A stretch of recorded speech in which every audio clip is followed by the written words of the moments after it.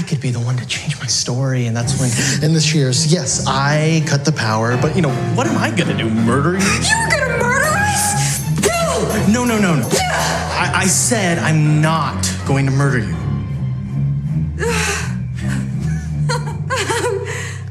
Okay. When was the last time you were afraid? Really afraid?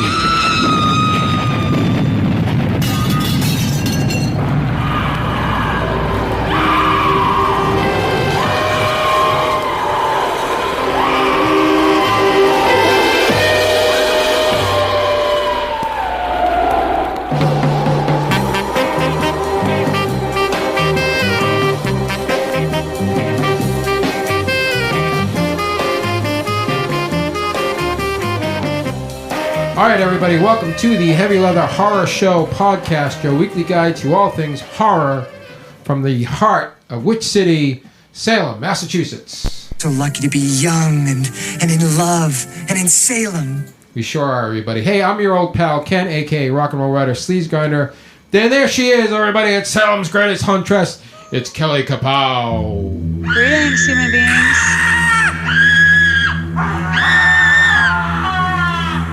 Let's fucking party! She was in Lowell earlier today. Now she's back. Such a party. Also, there he is, everybody. It's Rui, the 16-year-old intern. I was a teenage werewolf. Fantastic. Bewildering. Also, hey, Rui. Also producing the show tonight, it's horror show director Stacy Dawn. No one messes with Stacy and lives. And by far, Stacy, our most famous friend, survivor, and horror show assistant director, Lurser, is here. Hello. I like the echo. She was out working out in the parking lot earlier. Gang pumped You were? up. Gang pumped up, ready for the show. In the 90-degree heat. Yeah. You guys are so fit. Yeah. No, I'm not. That's why we're working out, because I look like a little busted can of muffins. Oh, please. Oh, yeah. Well, everybody, the bats are in the belfry, and the monsters are chained up out of the dungeon. I can hear the wolves howling, and the wind is lashing at the house as we speak. And that can only mean one thing, everybody. What can it mean, Ken? It's time to get to the show. Thank you, Bats. This week and every week, we'll have a little horror news. We'll be talking about some horror movies that we've seen lately, and we'll be reviewing a film together this week. It's the new horror anthology on Shudder called Scare Package. So we'll be getting to all of that this week on the show. But first, Stacy, it's time for the Week in Death. Because we should acknowledge. Here we go again. We should acknowledge when there's some notable passings, and there's been a couple, and we'll get to them. Some notable people who died this week, different years, of course. Well, a couple from this year, 2020. This is 2020 as I speak to you now. I don't know what year it'll be in the future when you listen. 2030. It could be. Ennio Morricone, Italian composer and musician. He died this week. Known for his spaghetti western scores. Also scored The Thing. Everybody. From 1982. He died at age 91. It's a good long life. I feel like that's probably when you get there, it doesn't seem like enough, but from here, that seems like plenty. Yeah, he did some good work. He did some great work. We will be lucky, Rui, if we do work as good as he did. Yeah, I feel like there should be a track of somebody sobbing while this plays. We can add that later on, too. Or if somebody, hey, can we hire a mourner? We just need. Yeah, that's what I'm saying. At the top of their lungs and do. I could do that. Yeah, and maybe if you guys had more empathy, you'd do a little sobbing while I do this. Thank you. Maybe not for everybody on this list, though. Hey, Also this week, Charlie Daniels of the Charlie Daniels Band, everybody. You know, the Devil Goes Down to Georgia guy. Oh, okay. Oh, yeah. Remember that song? He died. He died from a stroke at age 83, everybody. Also a pretty decent run. Yeah. In 1971, this week, Louis Armstrong, American jazz trumpeter and singer, died of a heart attack at age 69. That's sad. In 2001, Wurzel, guitar player for Motorhead, died of ventricular fibrillation at the tender age of 61. Too young. What the hell is that? I don't know. I just hope I don't get it. Ventricular is must be some kind of heart thing. I was going to say it's got to be a heart condition. In 1989, Mel Blanc, American voice actor, comedian, best known for his Looney Tunes and Merry Melodies cartoons. He, of course, was the voice of Bugs Bunny, Elmer Fudd, and Porky Pig. He died at age 81. Natural causes. This world would be a much different place without Mel Blanc. When they say natural causes, what exactly does that mean? You know, I think that's just old age. Okay. Although, I mean, like, getting crushed by a tree is technically natural causes. Good one, Ray. Yeah, you know, it's weird though, because sometimes people die at a younger age and they still say natural causes. So I'm not sure what natural causes really means. Finally, this week in 2014, Tommy Ramone, drummer for the Ramones, dies of bile duct cancer at age 65. Oof. Another one. How would you know you had bile duct cancer? Where the hell is that? Right. And bile duct. Exactly. Duct? Like an eye duct? Is that a thing? No. That's this week in death, everybody. Remember to enjoy every breath because death is coming for you. Jesus. Thank you, Stacy. And on that cheery note. But here's the thing. Here's the great thing. We're all alive. Yeah, right now. We all made Death it. feels like it's creeping up a little more every day. We all made it. Well, we are all future dead people. That's something to keep in mind. Unless they invent immortality. They do. They might in Rui's lifetime. Yeah. There's a decent chance. Definitely not in ours. No. But you never know. Technology is moving real quick. They might be able to download you onto the internet, Kelly, before you go.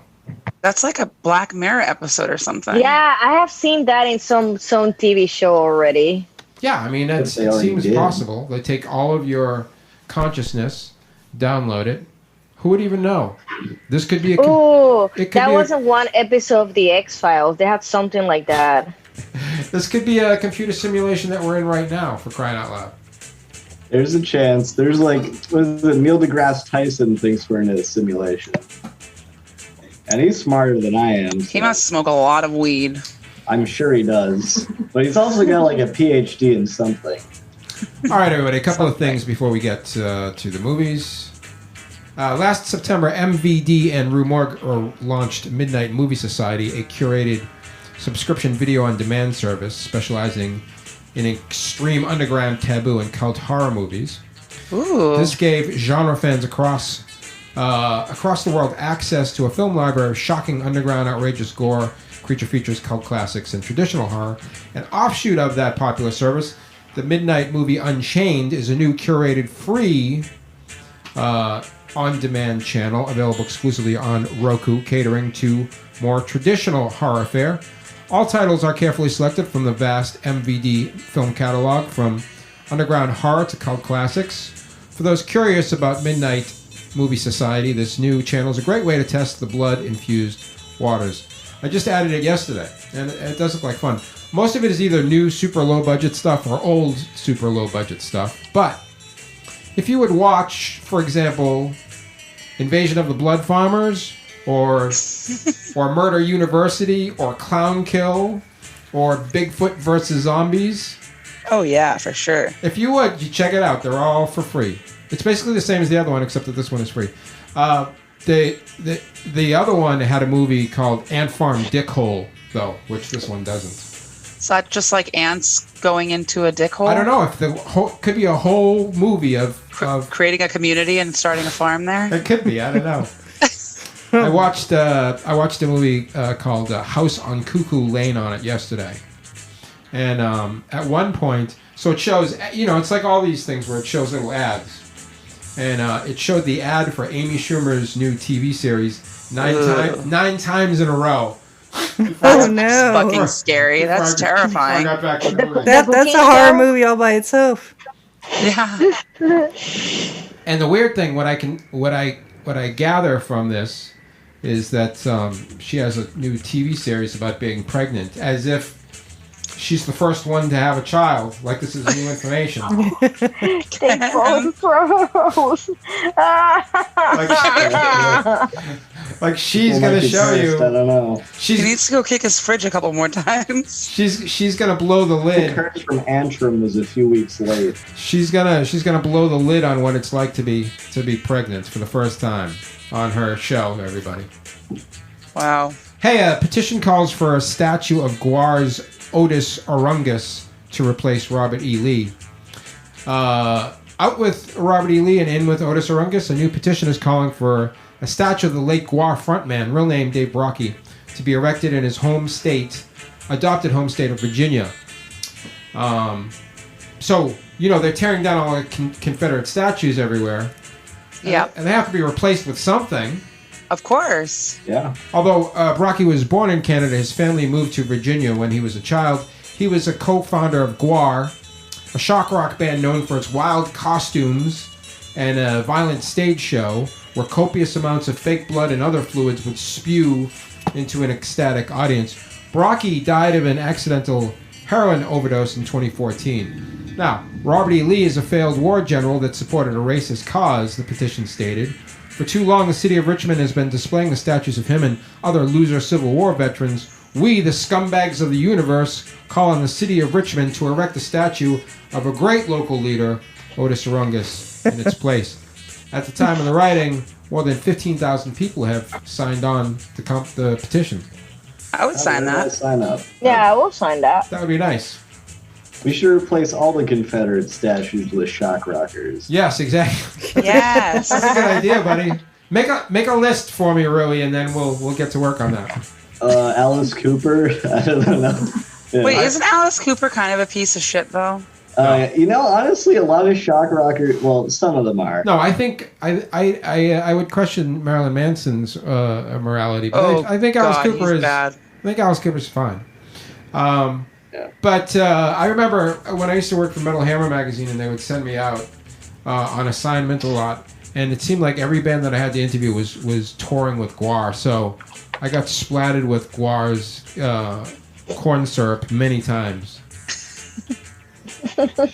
That's their whole thing, Stacey. If you remember, yes. Is they shoot you with liquids. Mm-hmm. And that sounds fun. That's supposed to be the fun of it, is that you stand there and you get covered in fake blood. Yeah, no. At the show. Ruin your clothes. I don't like it. You can do that at a butcher's shop. Ultimate what? This is a tiny club. It's not a butcher shop. What kind of butcher shop are you going to? Yeah, exactly. You just walk in the door and they just throw blood on you. Just splattered with it is the something out of Carrie. So you get what you pay for. Yeah. Well, it must be. It's his neighborhood shop. As soon as he shows up, it's just. They're like, oh, there's that Rui kid. Yeah. They just string, like in Carrie, and the bucket comes down over Rui's head. Yeah, exactly. Just a slop bucket of guts and blood on Rui every time he walks in the door.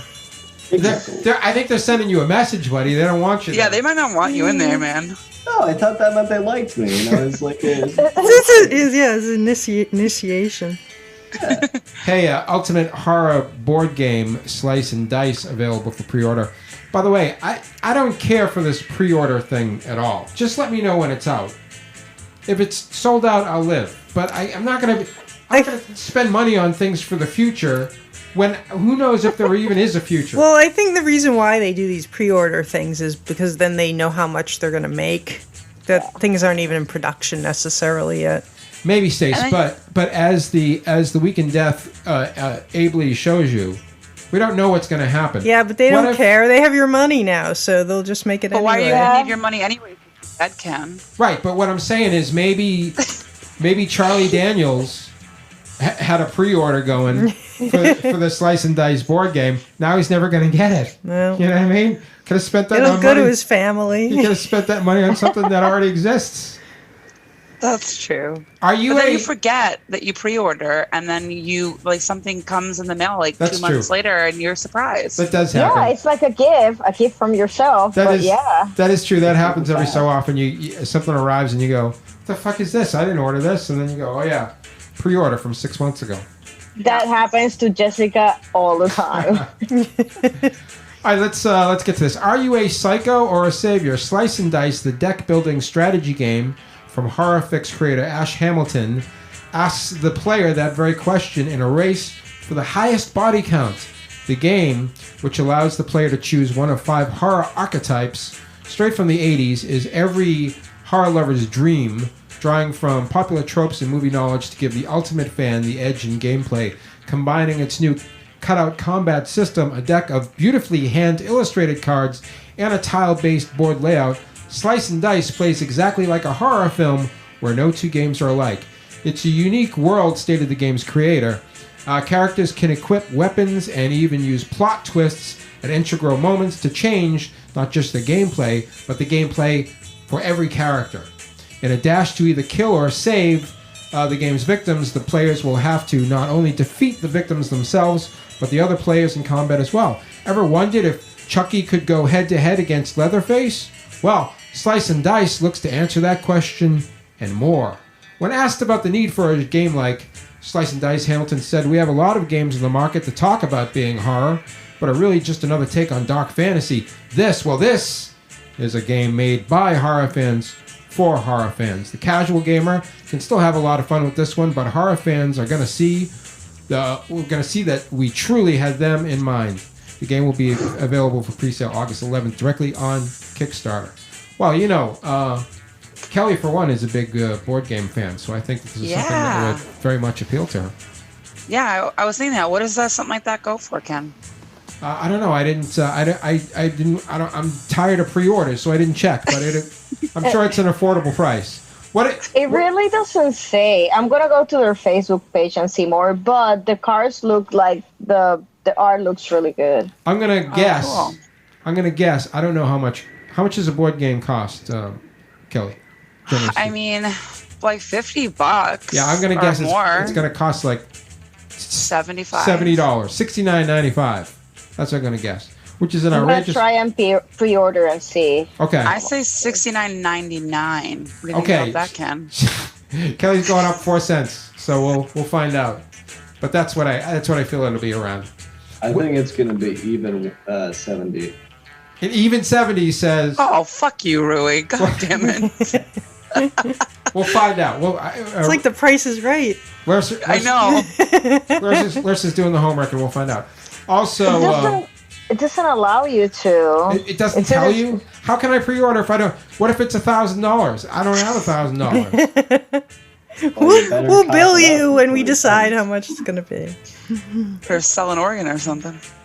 Also, Chilling Tales of Sabrina on Netflix has been canceled. No, we didn't finish Stacey's it. heartbroken. Yeah. I love that show. Well, but yeah. Oh, what are you gonna do?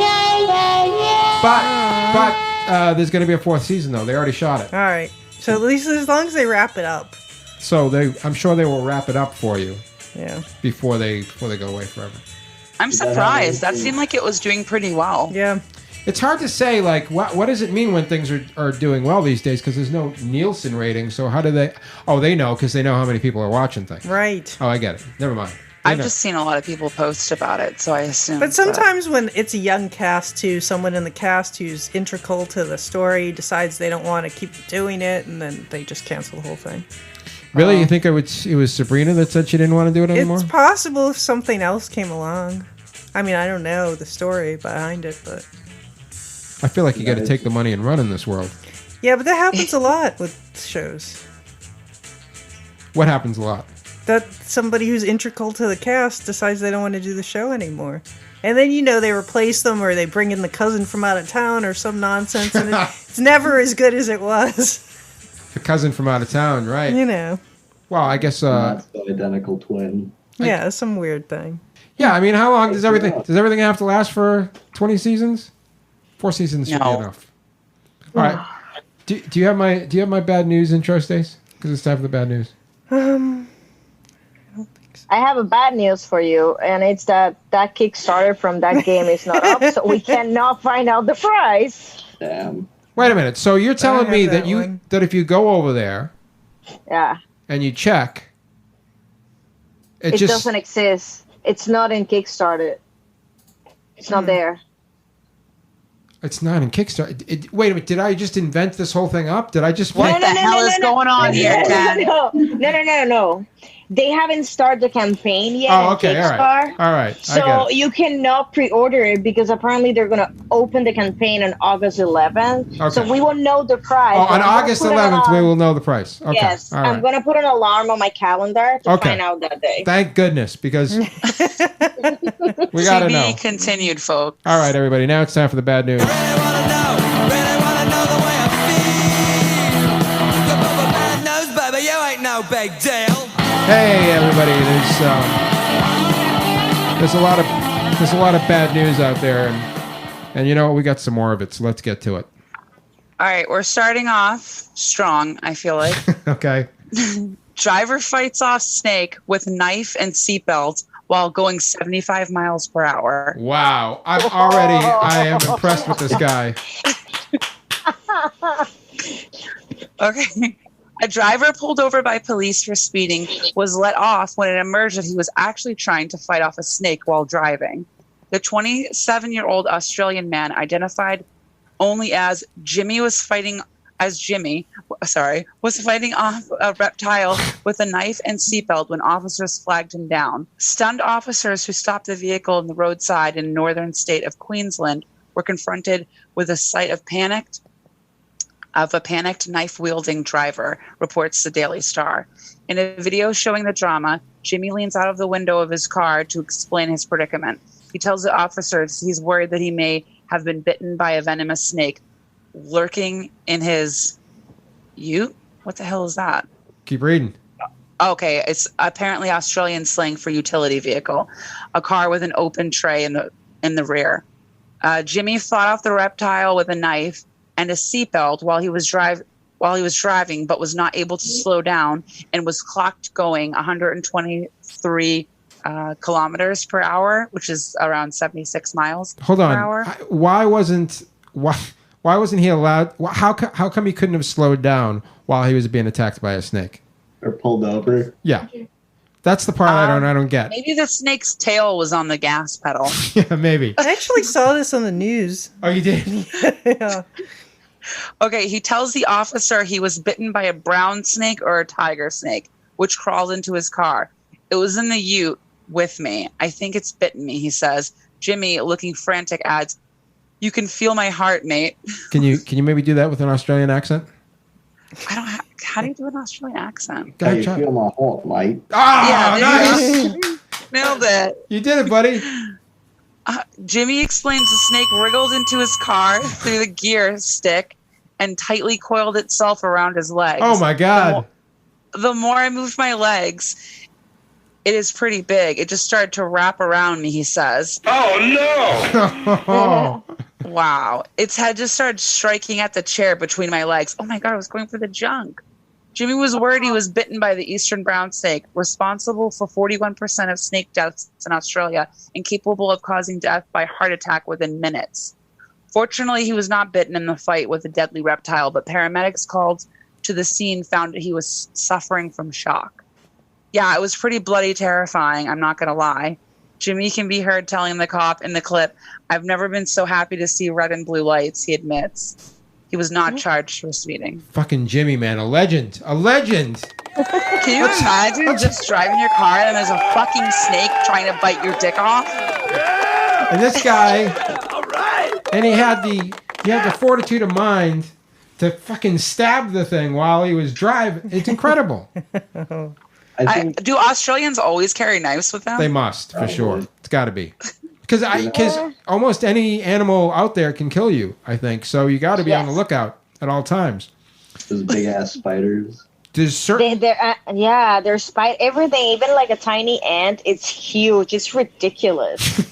Jumbo-sized continent. There's certain places in the world where we have conquered nature, and certain places in the world where nature still rules the day. And the desert is one of them, and Australia is also one of them. I have this friend who her husband is from Australia. She's from the UK, and when they went hiking in the UK, she was stopping and touching things, and her husband was freaking out. Stop touching everything. She said, "We're not in Australia. I can touch things here." Yeah, right. Oh my God. Yeah.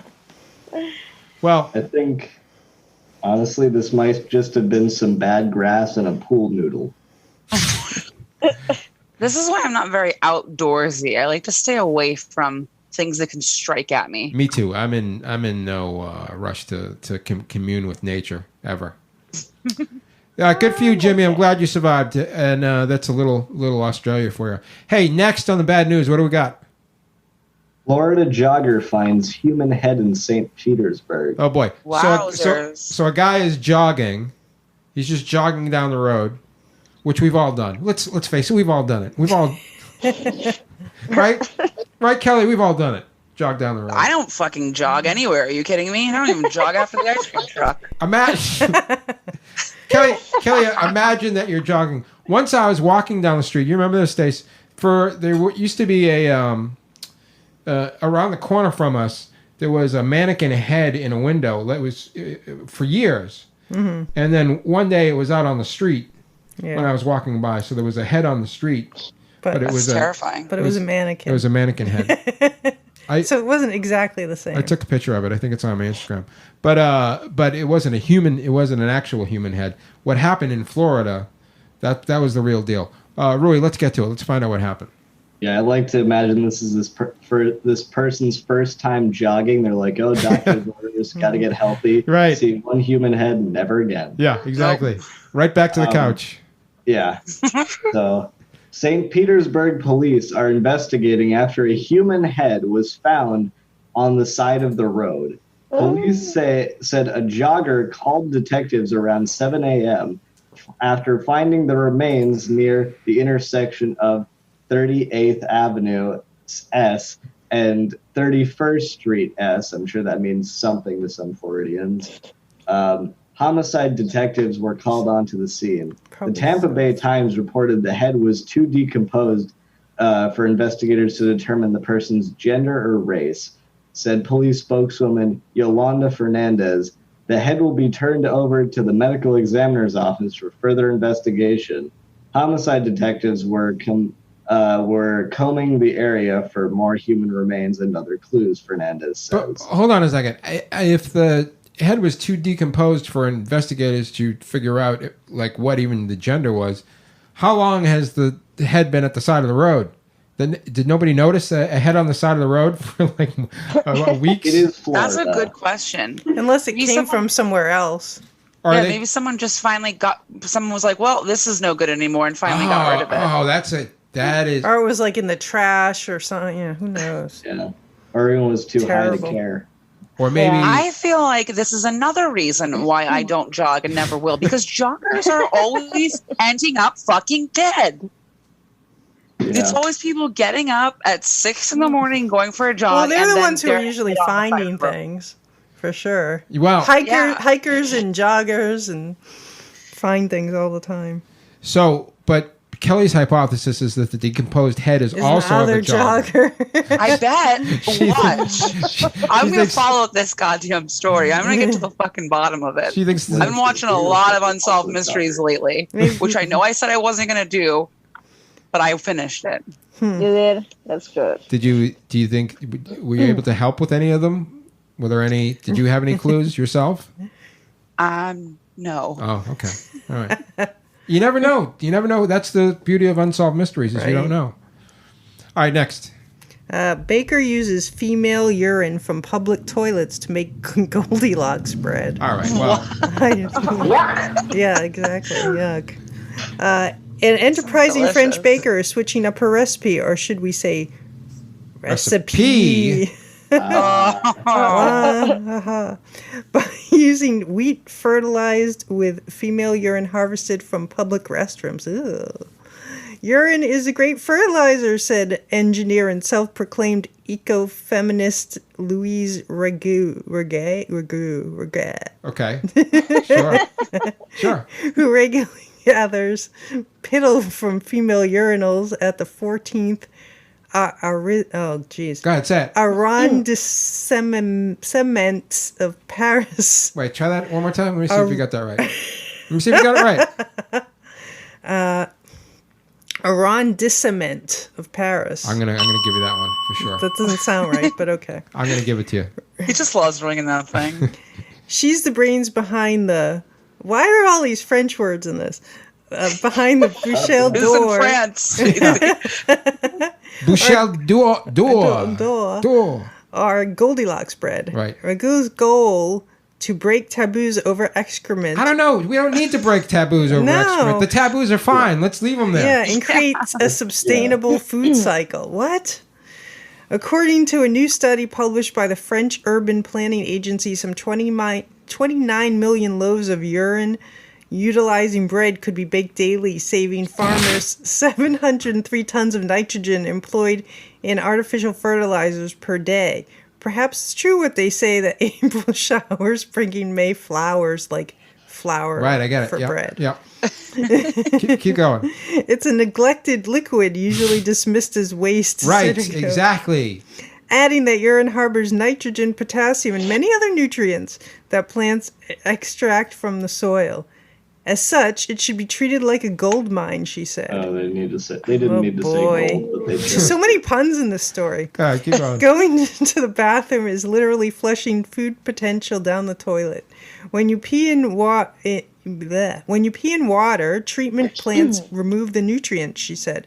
They do not return to the earth. The system is not circular. It's unknown how urine affects the taste of the bread, and its rumen sterility when expelled from the human body has been a topic of much scientific debate. So to further ensure its cleanliness, Ragu dilutes the bizarre ingredient 20 times before applying it to the wheat used in Goldilocks bread. The decision to employ female urine was a part of what she calls ecofeminism, which advocates use of eco-friendly products to empower women. Well, as a feminist, I'm going to go ahead and say this ain't it. Yeah, I don't. At all. That's not really. I'm not sure that has anything to do with feminism. There's got to be. I don't think it does. There's got to be a hard pass on the piss bread. Yeah, for me. I don't. No pea bread for me. Garbage. I don't need that. That's. Oof. Well, Goldilocks bread. Now, so now you know if you go to the diner, for example, and they go try to give you some Goldilocks and they go, what kind of bread do you want? And you go, well, what kind you got? And they go, we got wheat, we got white, we got rye, we got Goldilocks. You go anything but Goldilocks, please. Yeah, literally, I'll take just all crust. Yeah. Oh, that's good. Well, all right. There you go. Something to think about if you're in France. Yeah. Oregon man driving stolen car crashes into woman driving another stolen car. So what you're saying is he was driving a stolen car, and then he crashed his car into another car, and the other car, also a stolen car. Exactly. Classic. Bad day for those people. That is classic. Let's hear what happened. A police chase in Oregon ended when a driver fleeing authorities in a stolen car crashed into a woman driving another stolen car. The debacle took place Monday when police responded to a report of a stolen Toyota Land Cruiser driving through downtown Newburgh, according to the Newburgh-Dundee police. A pursuit ensued and lasted for several blocks until the driver crashed into another car near an intersection. Cops identified the driver of the first car as Randy Lee Cooper of Portland. After taking Cooper into custody, the police realized that the second car was also reported stolen in an unrelated crime 3 weeks ago. the driver of that car, Kristen Nicole Bigu, was also found to be under the influence. Cooper was charged with unauthorized use of a motor vehicle, attempting to elude police, assault, and reckless driving. Well, you fucked up again, kid. That's for sure. So the other girl in the stolen car that he crashed into was drinking. So it was just a bad Holy day shit. for everybody. Yeah. Could have been worse, I guess. Yeah. What do you know? Right. All right, go ahead, Rui. Man pulls knife at Japanese restaurant after 14 hours of pancakes and beer. What? What else are you going to do after 14 hours of pancakes and beer? Go to fucking sleep. That's when the knives come out. Let's find out what happened, Rui. When some people eat a lot of gluten, they sleep. When some people eat a lot of gluten, they go into a blood rage. Here we go. Yeah. Tokyo Metropolitan Police have arrested a 26-year-old man for allegedly robbing a family restaurant in Shinjuku Ward after dining inside for half a day. Reports TBS News. On July 2nd, Katsuki Tsushima of no known occupation allegedly pulled a knife on a female employee at an outlet of China's Jonathan's. Hand over the money, the suspect reportedly said. I'll call the cops, she responded. Tsushima then fled the scene without paying his bill of 3,625 yen. I'm not sure how much that is. I hadn't had any money to eat and drink all week, the suspect was quoted by the police in admitting to allegations. I thought I could get some money while running away in the process. Tsushima, a resident of Amori Prefecture, arrived at Jonathan's around 9:30 a.m. That same day, he then proceeded to order a standard breakfast of pancakes and beer. Yep, standard breakfast. The incident took place after he had stayed inside the outlet for 14 hours, eating pancakes and drinking beer before carrying out the crime. There's a lot that I think we should get to here. First of all, number one, I guess in Japan, that standard breakfast is pancakes and beer. That sounds incredible. I know. Yeah. And the fact that he was allowed to stay there for 14 hours, eating pancakes and drinking beer, that's an amazing day. Is that something that would happen every day in Japan?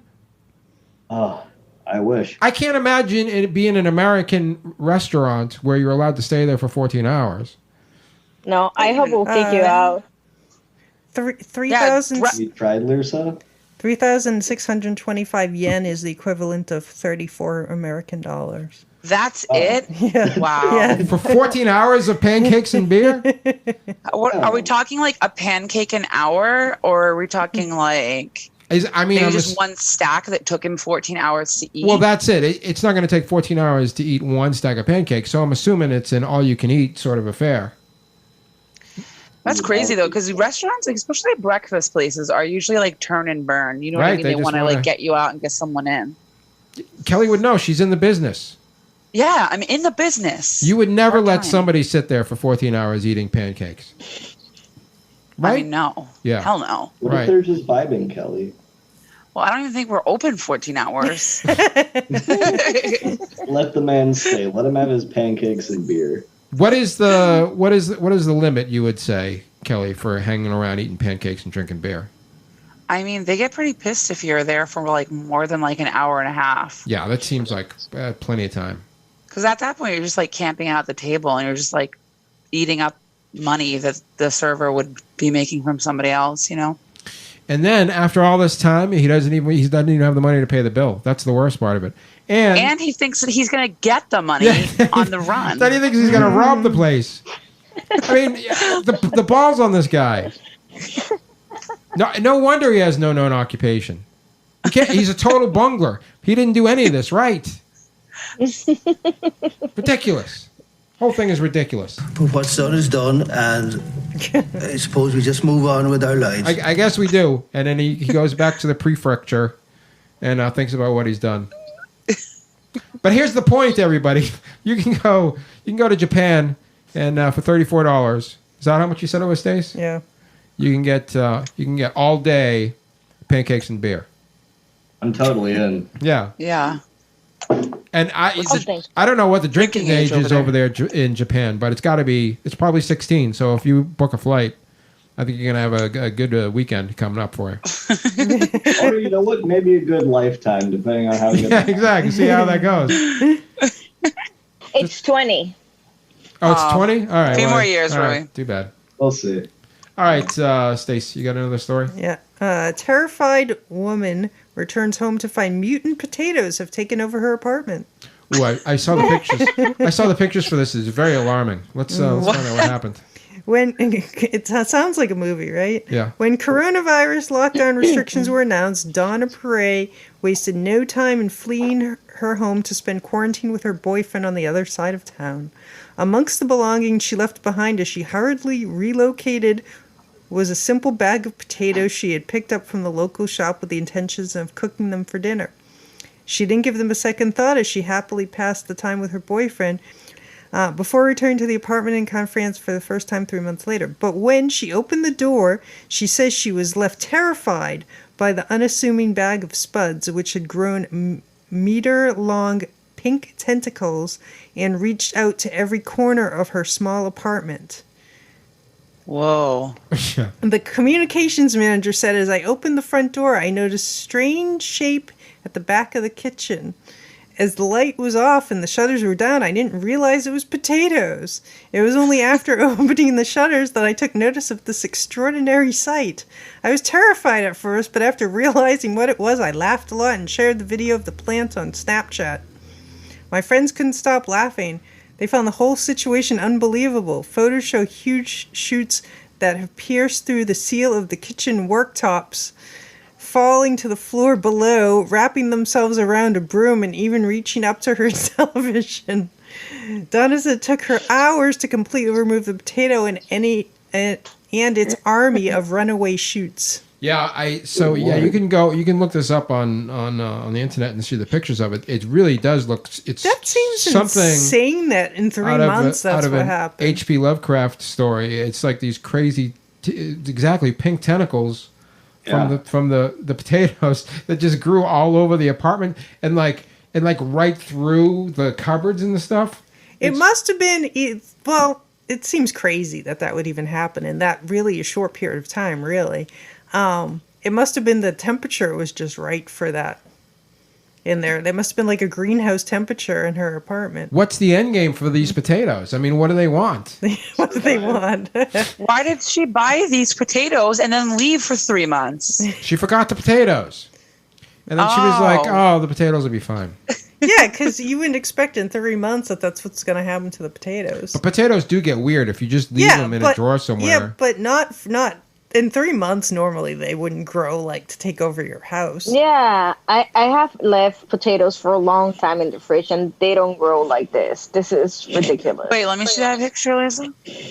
Whoa. Right, it's crazy. Wild. Yeah. Yeah. Look at the bag. For sure. It's crazy. It's French potatoes. They're different than our potatoes. They grow faster. You know, they have super properties. They never grow when you need them to. My people needed them a good 100 years ago. They didn't grow. Yeah, exactly, buddy. Sons of bitches. Aww. Well, it's good to know. If you buy a potato, Stace. Yeah. Knowing this now, you should never run out of potatoes because you can just keep making more potatoes, right? Because you take one potato, you put it in a little water, it grows roots. Throw it in the ground, you make more potatoes. Isn't that the way it works? Yeah, you can do that. You can grow potatoes from potatoes, sure. Could I grow potatoes in the backyard if I wanted to? Yeah, if you had the right conditions, sure. Potatoes are no good for you, though. You shouldn't eat them. Right? Once in a while, they're fine. Because all you get really out of potatoes is what you get. You get French fries, tater tots, mashed potatoes. Happiness, love, affection. I know, I do like them. I just don't think they're good for you. believe. They have a lot of potassium. Of course, potassium. Potassium's good for you. Yeah. There you go, everybody. There's some bad news. Stay some applause for everybody's news. That's their bad news this week. They did a good job. Yeah, bad news. Come on, can't all be happy. And honestly, except for the head on the side of the road, none of the news was that bad. Did you see the video of the TikTok thing?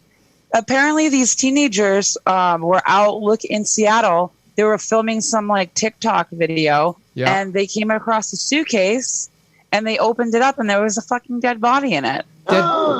No. Yes. Yeah. They just released that. It happened a month ago, but they just released it. Oh. I guess it happened in Seattle, and they were just being silly and filming. And they saw, like, down by the water, they saw a suitcase. So they went down there, and they thought they were going to open it up and find money or something. Sure. And one of them's filming it, and when they opened it, the smell was so bad that they poked at it. They didn't show the body, but they show it opening and, trash bag, and there was something in it. It's a large suitcase.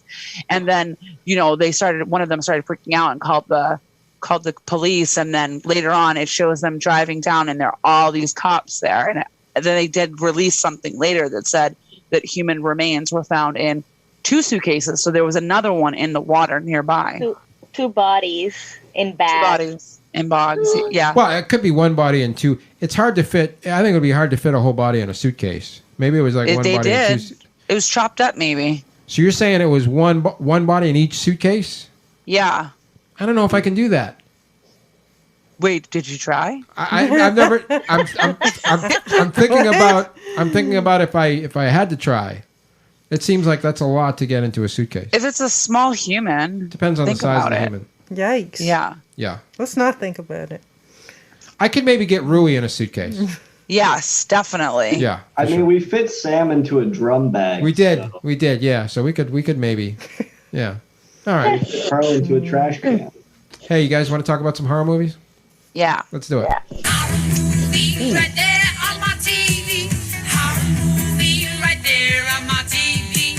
Horror movie and there's load of views. Horror movie, it's a 6:30 news. What a good song. It's a 6:30 news and it's shocking me right out of my brain. You love that one, huh? By the way, I review all the movies I watch on Letterboxd. You can go to letterboxd.com/sleazegrinder if you want to follow me. Let's talk about some horror adjacent films that we've seen this week. Let's go around the room. Hey, Larsa, what have you seen this week? So we are going back to old movies, and Netflix has the Poltergeist and their new movies there. So I'm like, okay, let's watch the Poltergeist, because I remember bits of it because I was like young. So Jessica and I sat down to watch the movie, and in the middle of the movie, she was, where's the vomit? She's not vomiting, and she's not walking like a spider backwards. And I'm like, what are you talking about? So she was confusing Poltergeist with The Exorcist. Totally different realms, buddy. Right. Yeah, totally different things. But we watched both. Right now, what I'm watching are more like, these movies are not going to scare me, obviously. Except that clown. That clown was fucking scary.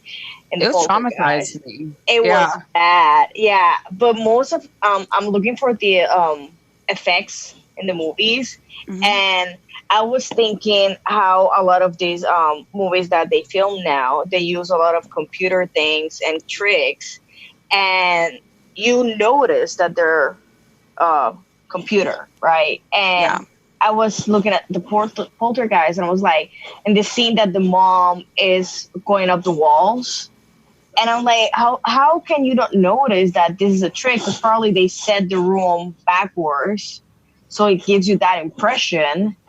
And now you see new movies and they're like crappy because they're like doing effects wrongly.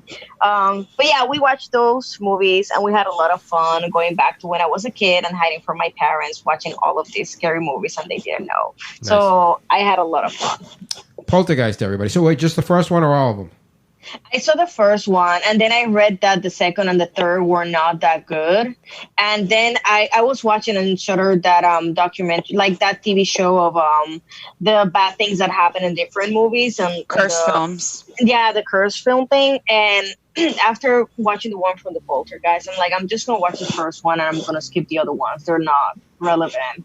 Sequels are rarely good. So I thought the second one was okay. Second one was okay. Yeah. Yeah. Second one was with the crazy old guy, right? You are gonna die. That guy. The Reverend. Yeah, he's scary as hell. Scary, yeah. And we saw The Exorcist too, and I really liked that one because Jessica wanted to watch it. And I watched that one like maybe 20 years ago when the 20 or 25th anniversary came in. Yeah. But I haven't watched it ever, and when I watched it that time, I rented the uncut on everything, but with the commentaries before the movie, so they explained everything before the movie. So when I watched the movie, yeah, I don't know who decided that was the way to go. Like, give the tricks first, and then you watch the movie. That was such a stupid idea. Hey, Ken, what did you think of The Exorcist? I've never seen The Exorcist. I'm scared to see it. Oh, that's right. Yeah. Yeah, you know, because, Really? well, here's the thing that Ken and I grew up when that was being advertised on TV and stuff. And when you're a kid and you see these things like The Exorcist or Magic or whatever, makes you not ever want to see them. Yeah, 'cause because it you were a kid, Yeah. and they were terrifying commercials that were on when we were watching television. Not only that, but when The Exorcist came out, I mean, people were freaking out in theaters because it was so scary, you know. Yeah. And it was like nobody had ever seen anything like it before. So there was like news reports about people passing out and all this kind of stuff. And I don't know, it just burrowed into my brain, and I was like, okay, no thanks, that's not for me. So I haven't seen The Exorcist. That's why so many people our age are afraid of the ocean because of Jaws commercials for Jaws. It's true. People weren't even afraid of sharks before Jaws. I know adults that are afraid of the Chucky doll, and it freaks them out. I'm like, but it's just a doll. But they're like super strong. They're like 60 plus. Yeah, crazy. All right, so there you go. Poltergeist, everybody. Rui, what have you seen this week?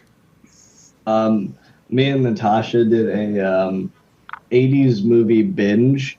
Nice. And one of those movies was Lost Boys, or The Lost Boys. Classic. Hadn't seen it before. Wow. Yeah. If anybody who doesn't already know, it's about a bunch of vampires living in California. Right. And they ride motorcycles. Yep.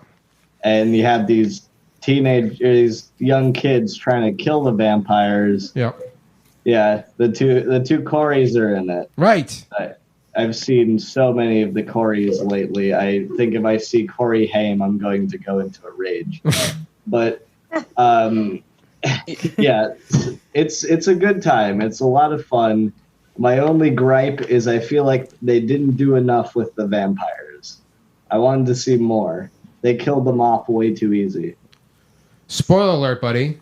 You're not going to see Corey Haim anytime soon, Yeah. buddy. I meant Feldman.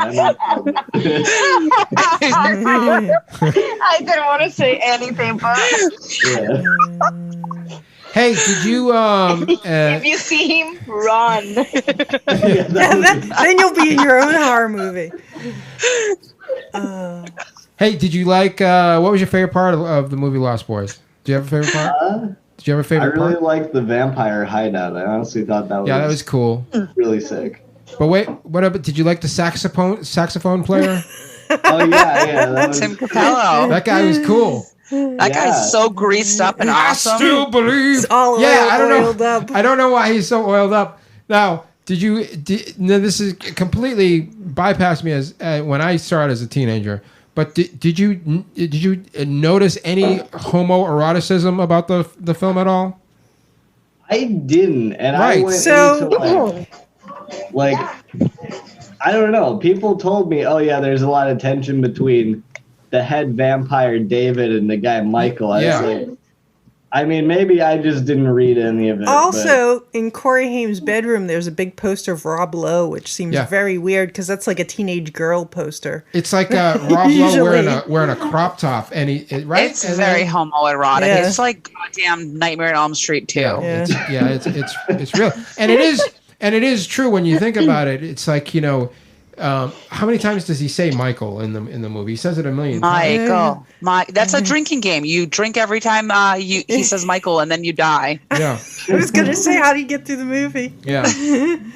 It's definitely it turns out, I didn't notice either, but it turns out it's super gay. But it's still great. It's a fantastic movie. I still believe. Yeah. You still Lost Boys. believe? What else was in the 80s movie marathon, Rui? Well, that were horror movies. I mean, we watched Spookies, but I think Kelly already talked about that. Yeah. What did you think of Spookies? Did you enjoy it? You know, I really enjoyed the effect. Yeah. Not much else. Right. But and that one character called Duke, who's like, you just like in the middle of the movie, like he throws a sheet over his head and says, "I'm Duke, the horny ghost." It's like that's stuck in my head. Your favorite character in the movie?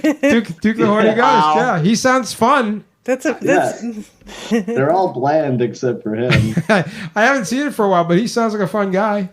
Yeah. You got to watch the documentary about it now, Rui. It's really good. It's really informative, and then you'll realize all the crazy stuff what happened during the making of it. Yeah, it was a very beleaguered production for sure. Well, that's fun. He's going back to the 80s. Hey, Stacy, have you seen anything this week that you want to talk about? I watched Vampire Circus, the 1972 Hammer movie. Vampire Circus, right? Yeah. Ooh. Yeah, I think we had seen it at some point a long time ago. But so it's about, it's one of those olden times kind of 19th century movie. It takes place in the 19th century. There's a count living in the castle, and people are disappearing, and the school teacher's wife leads this young girl into the castle. And the school teacher tries to get in and doesn't, and then they get all the men in the village together to try to kill the count and say he's a vampire, and people don't believe there's vampires, and then basically the count gets killed, but then curses the village. So tells the school teacher's wife has had a thing with the count, and he sends her to he said, go to the circus of the night and they'll know what to do. Right. And that's his cousin's circus, and then the circus comes to town and all hell breaks loose basically in the town. Fantastic. It's like something Wicked This Way Comes almost. Sort of, yeah. I mean, a similar vibe. They have the mirror thing too, like in that movie. Awesome. Same kind of thing. And they have a tiger lady. They have a sexy tiger lady, right? Yeah, there's a vampire who turns into a panther. Right. And and the one thing about it that's weird, it's that they prey on children. So it's kind of a weird thing to see in a movie because you don't really see that very often, where it's right out there, like they show everything. What is the panther eat children? Well, the vampires attack children, kill children. Right, sure. Which is a weird. That's how they stay young, right? Yeah, but they actually show I mean, it's a Hammer movie, so nothing's really that bloody or disgusting. But they show it, which is unusual. Vampire Circus, right? Yep, Vampire Circus. Fantastic. Did you like it? Yeah, it was pretty good. How was the cleavage? Was it good cleavage?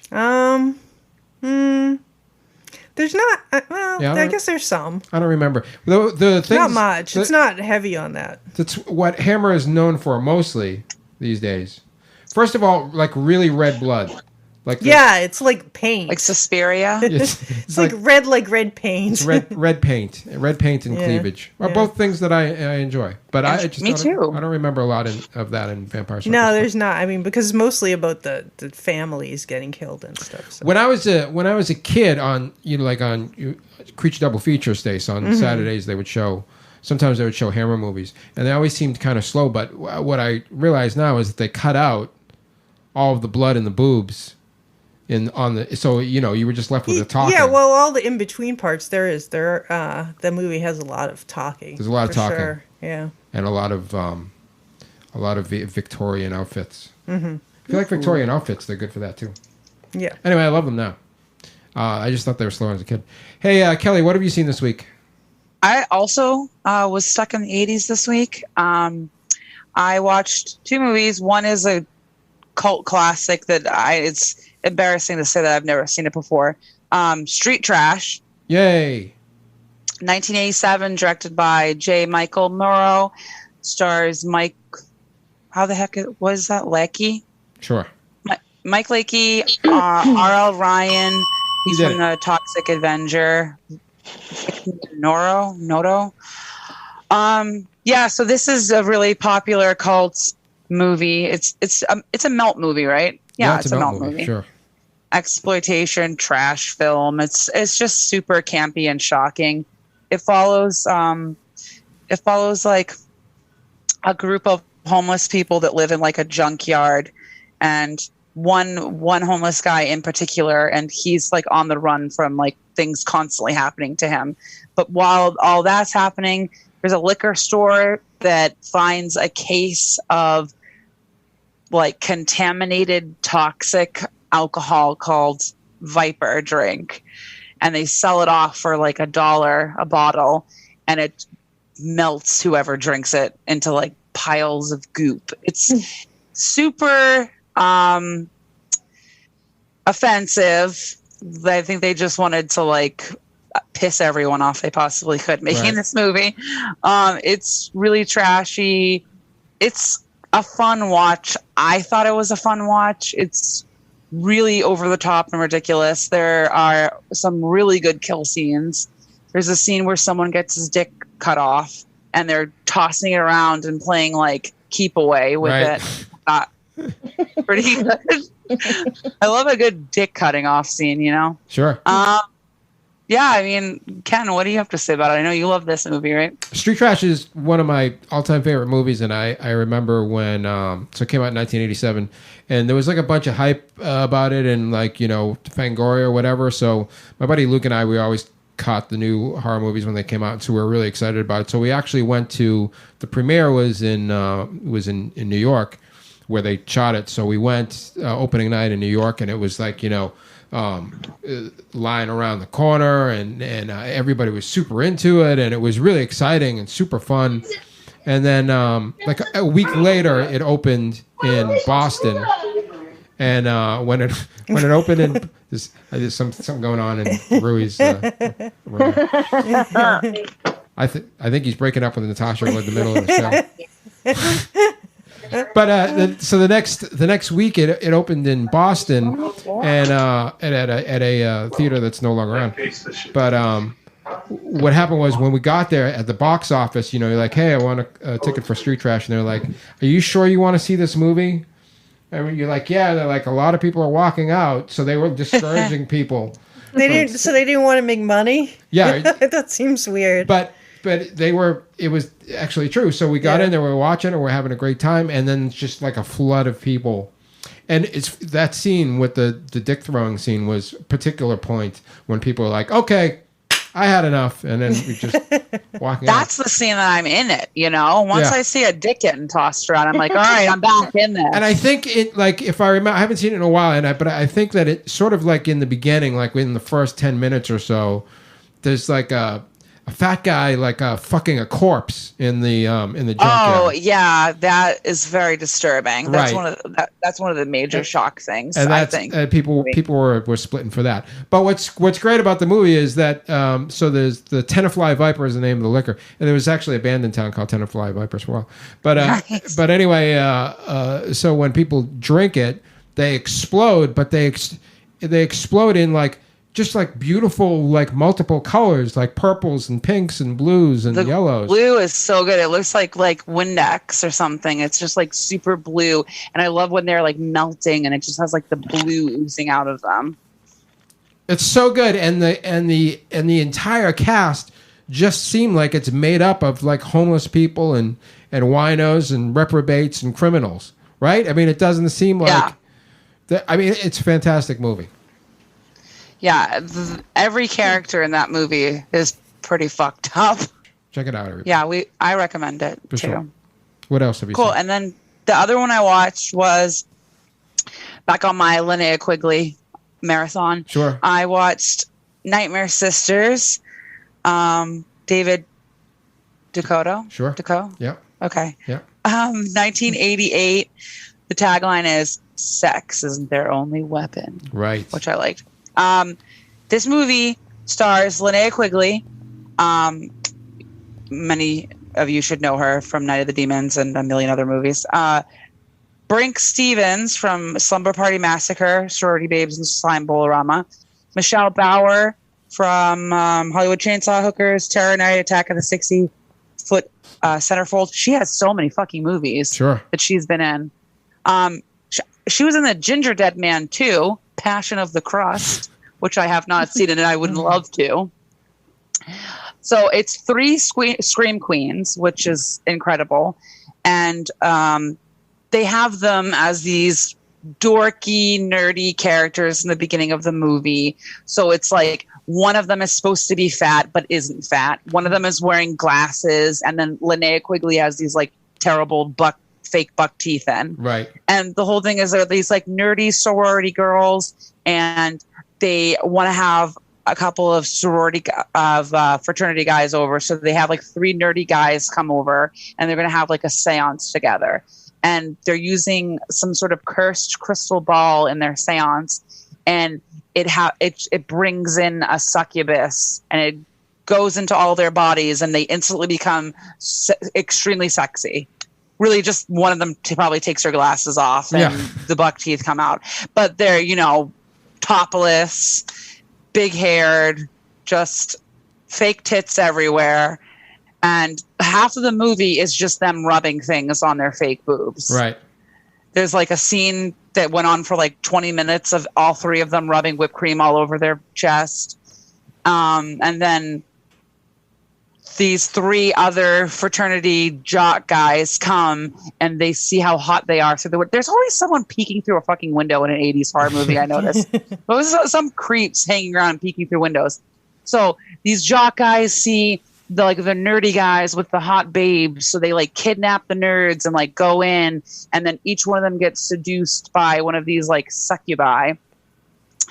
There's a scene where all 3 of them are in a bathtub, and they're rubbing soap all over their tits for like another 30 minutes. Yeah. So that's a big part of the movie. It's great. It's super ridiculous. I mean, I like boobs, so that part is always fun for me. What else? You know what? I will say I was disappointed with the kill scenes, because there is absolutely no blood or gore in this movie. Every scene, the kill is the same. It's like, hot, big chested succubi on top of a guy. And then as soon as they like go down to like where the man's package is, they all of a sudden have these big teeth, and then they just go down, and it cuts away and just shows all this like fake fog. Yeah. That's like every kill scene in that movie. Right. But it was fun. I recommend it. You can't go wrong with you really can't. Sisters. It's 3 Scream Queens in a bathtub for like 20 minutes. I mean, it's great. Basically softcore porn. Yeah, exactly. And it's having those 3 who were major icons at the time in one movie together. It's totally worth it. How did you see it? Is it streaming somewhere, or you have to get what do you get to get DVDs? How do you see that at this point? That you can see on Amazon. Fantastic. That one was for rent on Amazon. The other one, Street Trash, I watched it on YouTube, and it was like subtitled the whole time. Wow. Subtitled in what language? I think Spanish. Really? Or Yay! Yeah, Laura's gonna be right at home. She'd love it. Did you pick? You can watch it on YouTube subtitled. Did you pick anything up? I kind of feel like if you watch, if it would be that would be one way to learn a language, is to have the subtitles to the language while you're watching a film in English, and then that's how I learn English. Boom. See. It works. I wish I could do that. I can't even pronounce half these people's names. See, you must. My brother was tired of me asking him what's going on, what's happening, what they're saying. He's like, "Fucking learn English. Like, you're 16, you should know this shit." So yeah. All right. I'm sure you picked something up, Kelly, along the way while watching Street Trash. I have to take some lessons from Larissa on the side. All right. Let's see what we got. I saw. True Fiction, 2019. So there's a Stephen King-esque horror novelist and he hires an aspiring writer as his assistant while he writes his next book. And so he locks her up in this sprawling rural cabin and subjects her to various fear experiments because he wants to do a book about the raw essence of fear. So he does all this stuff to scare her, to gauge her reactions, and then he writes about what's happening. Ooh! But eventually, you can only be terrified by someone for so long before you have a mental breakdown, which is obviously what happens to her, and then she turns the tables on him. Or does she?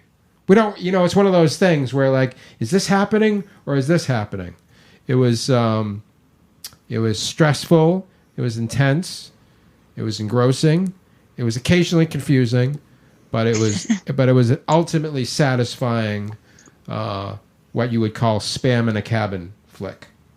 Spam in a cabin? Yeah, that's when people get killed in a cabin. They call it spam in a cabin. Oh, nice. Because that's what they called, famously what Evil Dead was called, spam in a cabin. So anything with, cabin movies. True Fiction, everybody, 2019. It was a good one. Nice. Another one I want to tell you about that I saw and enjoyed was called End Trip from 2018. An Uber driver picks up a dude. The dude's on the rocks with his girlfriend, so he just wants to cruise around all night. Is it cool? I'll pay you. We'll just drive around. Okay. Driver's cool with it. Meanwhile, we keep getting flashbacks of the driver chaining up and force-feeding his girlfriend and murdering their wedding planner. So now you're worried about the dude in the back because there's a fucking nut shuttling him around. But then midway through, the dude in the back chokes the driver to death, buries him in the woods, and then assumes his identity, which explains, what's up at home. Whoa. And then we're only halfway through the movie at this point. But it's the old switcheroo. It's definitely a wild and weird vibe. And, it's also, and it's like the whole thing, everything takes place at like 3 o'clock in the morning. So you start getting those hazy, I've been up too late vibes while you're watching it too. But what I think was great about it is, it's not the major spoiler in it, so that's why I told you. But the fact of the matter is, it's like some magician shit because it's the other actor the whole time when you're seeing the flashbacks, but it never strikes you like, oh, it's the guy in the back that's in the apartment during the flashbacks. You think it's the driver. So that's magic. That's like. So you think they're both killers at one point? It's like movie magic. It's pretty incredible. Anyway, End Trip, really worth checking out. Another one I want to tell you about is a found footage. I like found footage movies. This one's called The Lost Footage of Leah Sullivan. It's from 2018. Leah Sullivan is a likable college student with a true crime fixation. It's like a Kate Douglas, Stacey. I was going to say Kate. Is that Kate? She's very much like Kate, who heads to the mythical central Massachusetts town of Lutton. It seems like an episode of Kate's Grim Day Out on the Heavy Leather Horror Show. Do they call her Sully? To get to the bottom of a 30-year-old murder mystery. Family was viciously massacred with an axe in 1986, and the murderer was never found. The house has lain dormant ever since. Leah and a local cop who's got a crush on her because she used to live in the town back in the day, so she comes back. Oh, hey, it's nice to see you again, Leah. They decide to investigate. And they end up, biting off more than they can chew. You know how it goes.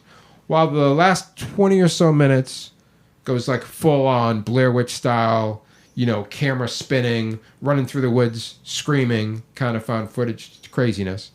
The majority of the film goes against type. Nobody interviewed in it is particularly sinister or cagey about what happened. The interaction between Leah and the cop is mostly kind of like sweet and light. I mean, the way found footage happens is that everybody dies. So you know that in the end. But those are the found footage rules. But usually they make found footage characters unlikable enough so you don't really care. But in this one, you kind of hoped for a happy ending the whole time. You don't get one. You don't get one. It's a found footage movie. But you kind of hope for one. But I thought it was really good. It's called The Lost Footage of Leah Sullivan. And the last one I wanted to talk to you about this week that a lot of people have seen that I just got around to seeing is called The Girl on the Third Floor. Have you guys seen this one yet? No. It's from 2019. I didn't know the main character, a guy named Don, was played by a wrestler. But he is. His name's CM Punk. I never heard of him. He's like a wrestler and a MMA guy. Although it would explain he's very muscly and full of tattoos. But he's a very Bruce Campbell-esque kind of guy. He looks like Bruce Campbell, and he's got that sort of vibe. And he's a do-it-yourselfer who is renovating an old house for his family. His wife is pregnant with their first child in it. But weird shit is going on, though. There's like black sludge and semen seeping through holes in the walls and pipes. That's never good. No, it's not good. Turns out it used to be a what you call a house of ill repute years ago, and now it's still got ghosts. It's got like prostitute ghosts in it. Also, okay, just when you're rooting for the guy, out of nowhere, like this hot neighbor shows up and he bangs the hot neighbor, and you go, "Well, that was what did you do that for? That's weird." But is she a hot neighbor? Who knows? I mean, she's definitely hot, but is she the neighbor? We don't know that part. Anyway, is she a ghost? That's the part we have to figure out by watching it. Anyway, I guess yes.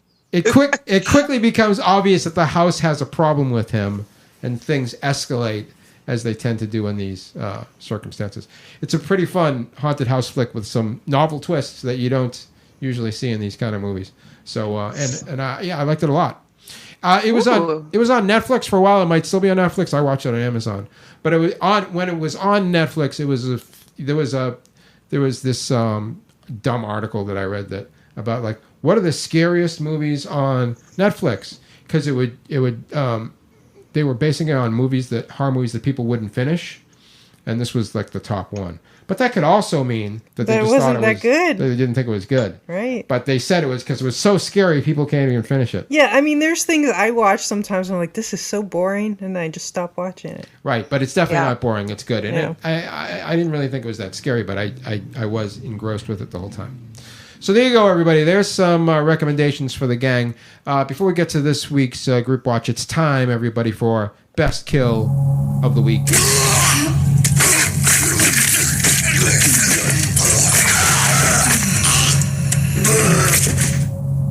That is gross. For me, Girl on the Third Floor, there's a great scene of ocular damage with a sledgehammer. Guy gets hit in the face with a sledgehammer and kills him, and it was done exactly the way you would think would happen if you hit somebody in the eye with a sledgehammer. I enjoyed that very much. Oof. What about you, Rui? Well, for me, that'd have to be the scene in Lost Boys where they're killing. Well, one of the vampires gets into the house, and the boys prepared a bathtub full of holy water and garlic. Oh yeah. And they push the guy in, and it just he dissolves a horribly grisly, painful death. Forgot all about that. For a vampire. Say garlic doesn't work, boys. Right. Does he say that before he eats it? That was after. Oh. I still don't understand that part, but all I know is guy got melted in a bathtub of holy water. Yeah, it was pretty cool. Great movie. We should watch that in the backyard soon. Oh yeah. I would love to. Please invite me over. I would love to watch that. Let's all get together and watch Lost Boys in the backyard soon. Yes. Fantastic. Hey, we can drink blood too. Right.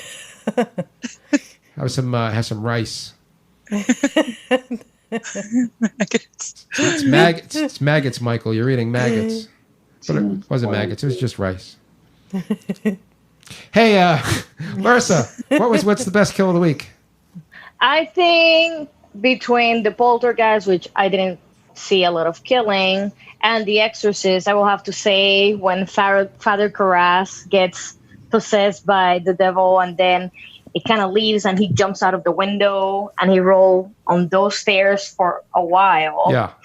And then he hits the bottom of the stairs, and he's still fucking alive, and squeezing the how? And then he dies, and there was a lot of blood. So I like that one. There you go. Now you have to watch Exorcist 3. Skip the second one and watch the third one, because the third one picks up after that, and it's incredible. Okay, so I'll skip number 2 and we'll watch the third one. Yeah. Stacey, have you best kill of the week? No, I don't really have one. There wasn't anything that memorable in Vampire Circus. Nobody died in Vampire Circus? A lot of people died, but I wouldn't say any of them were particularly memorable. Kelly, what is the best kill of the week? Mine is in Street Trash when the, chubbier guy is taking down the Viper drink and he starts to like full Monty Python style just blows up. You just see him like getting bigger and bigger and bigger, and then he explodes and just stuff flies everywhere. Incredible movie. I used to know it by heart. I used to be able to do all the dialogue. I can't now. Wow. Yeah. That's impressive. So there you go, everybody. Those are the best kills of the week. It's time for this week's Group Watch. It's 2019 Scare Package, now streaming on Shudder. The summary from IMDb. Chad, the owner of Rad Chad's Horror Emporium, recounts a series of bone-chilling, blood-spattered tales to illustrate the rules of the horror genre to his newest employee. And by the way, even that explanation does not explain the movie. No. Can someone tell me what the fuck happened? Because I have no idea. Please do, because I was lost. I saw it twice. I watched this today, and I could not fucking figure out what was going on. I'm like, am I just tired? Am I just a little hungover? But I have no idea. Thank you. I thought I was alone on this. I felt the same exactly. Marissa watched it twice, and she still doesn't know what happened. Twice. To be fair, you kind of... I thought that we were recording a little later, so I was actually watching the movie like half an hour left, so this was okay either way. So this was an anthology of, I think, 7 different stories by different directors that all sort of circled around into a semi-cohesive story about a guy named Mike, whose job it is to establish the opening scene in horror films. How is that anybody's job? I don't know, but that's the conceit here. But what he really wants is to make it to the end of a horror movie one day. Just to be the hero, or even to be the killer, just to be the guy that's at the end. So will he? That's what you will find out if you watch Scare Package. You will find out if Mike finally makes it to the end of a film. But in order to get there, you have to go through these various different segments. So, first of all, I will say this. There are tons of gore in almost every segment, right? They were cool. The kill scenes were really good. Especially, a lot of blood. Yes, especially in the segment where the guy turns into a pile of goo in the woods. Oh yeah, yeah, that was funny. That was the dialogue in that one was really funny. Yeah, so whoever directed that particular one is probably somebody to watch out for. As far as I remember, though, there are no boobs in any of it, though. No boobs. Tons of gore, no boobs. Some segments went nowhere and could have easily been cut out. Like the one with there's one where there's werewolves. The werewolves one. Hey, I liked that one. Did you like the werewolves one? That was like Werewolf Hunter fights like incels. They were like incel. They were incel werewolves. You're right. Yeah. Yeah. I liked that. He's like, I got my own like group or clan or whatever the hell he said, and. Remember, that was good. There was one clever part that Stacy explained to me because I didn't get it while it was happening. One of the werewolves actually turned into a were-dog, and he shoved a chocolate bar in his mouth to kill him because dogs are allergic to chocolate. Oh, right. That's fun. Well, yeah, because I think that they were. I mean, I think he was still a wolf. But I think that was what was implied, was that dogs can't eat chocolate. Oh, so wolves like dogs can't eat chocolate because they're both from the same family, canine family. Okay. Right. So I wasn't particularly enamored with that one. And also the one where the guy takes over the girl's body and they have to fight it out. Yeah, that one was weird. I didn't understand that one. I did not like that one at all. Like, it seemed to me that there was some understory under that, but you don't ever know what it is because the film doesn't explain it. Those I would have left on the cutting room floor. And also... Yeah, that's probably where the rest of that story was. Yeah, that was the problem. So, and again, the summary suggests that it's about the guy at the horror video store. I mean, the video store. But then there's the guy that works in horror movies, so he's really the bookend. But then inside of that is the video store, and inside of that are the various films. So there's too many levels, man. Exactly. So there's 3 or 4 different levels that we all have to go through in order to figure out what was going on. There's also a surprise appearance by horror host Joe Bob Briggs towards the end. So that was fun. That was nice. That was nice to see. I feel like I love horror anthologies, but I feel like you have to have the one story that kind of wraps everything together, Right. and the host kind of character. Yeah, I felt like that's it. Yeah, this one sort of had like 2 of those things going on. 2 of them. Yeah. So it had the mic guy, and then it had the video store, and so it wasn't cohesive, really. They should have just had the video store. Right.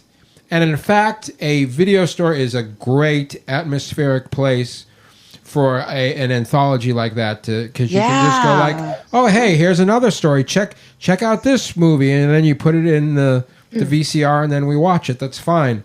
They put in way too many layers. So at the end of the day, it gets hard to just enjoy what's happening because your brain is trying to piece things together the whole time. It was too much. It was. Larsa is exactly right. It was too much.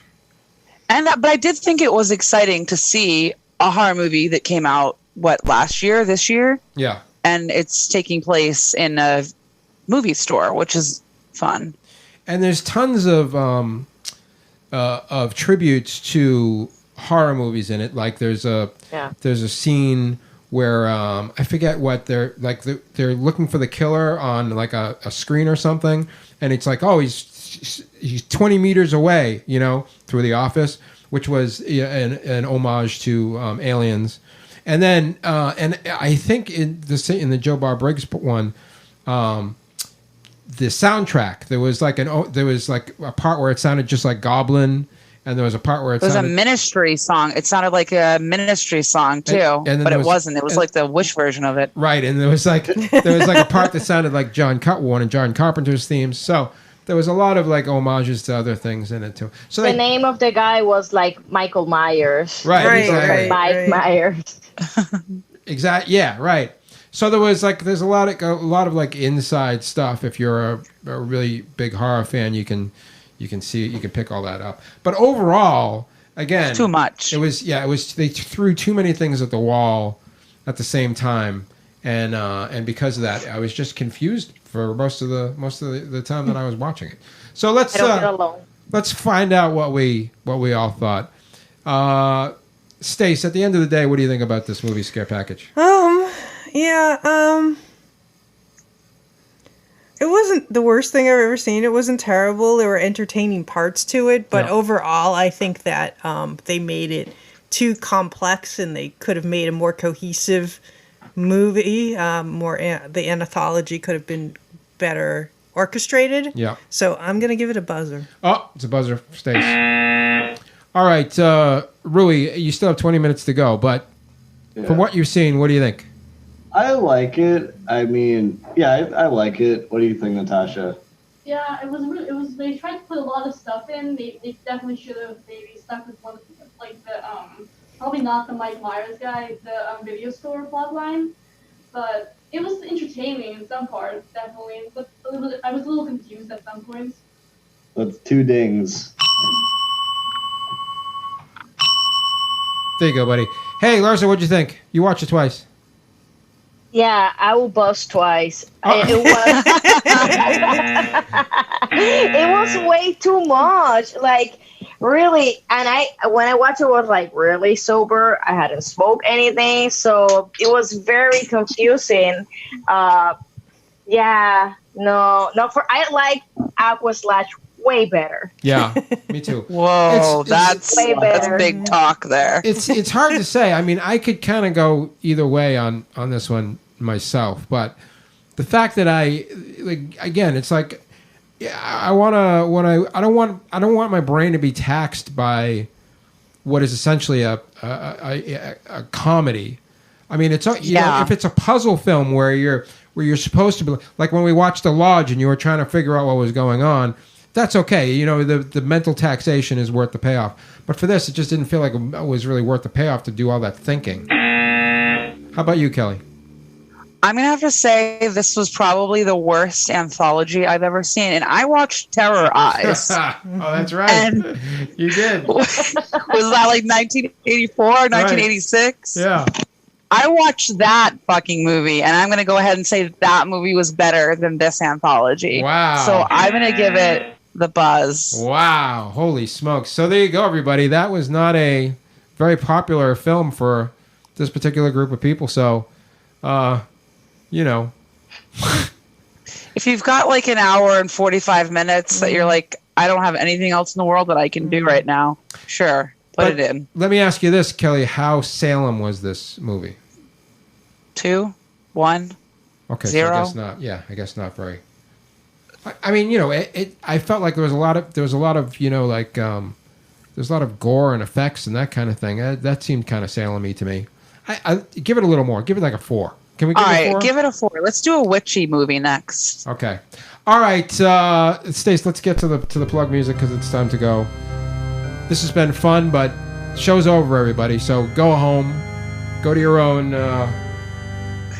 What if they are? Go visit your own haunts. Go to our YouTube page and see our TV show, youtube.com/Heavy Leather Horror Show. Maybe we'll make a new one someday.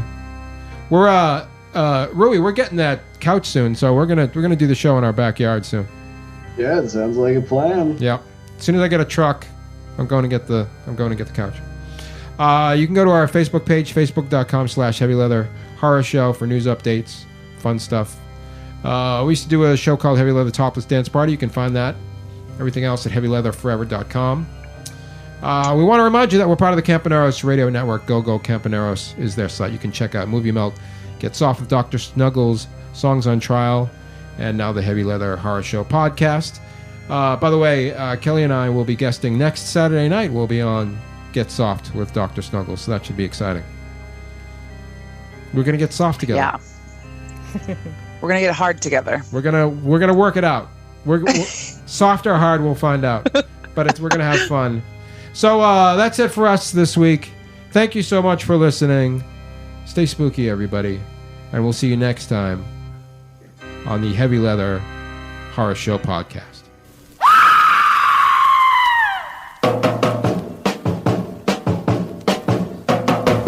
We gotta get out of here.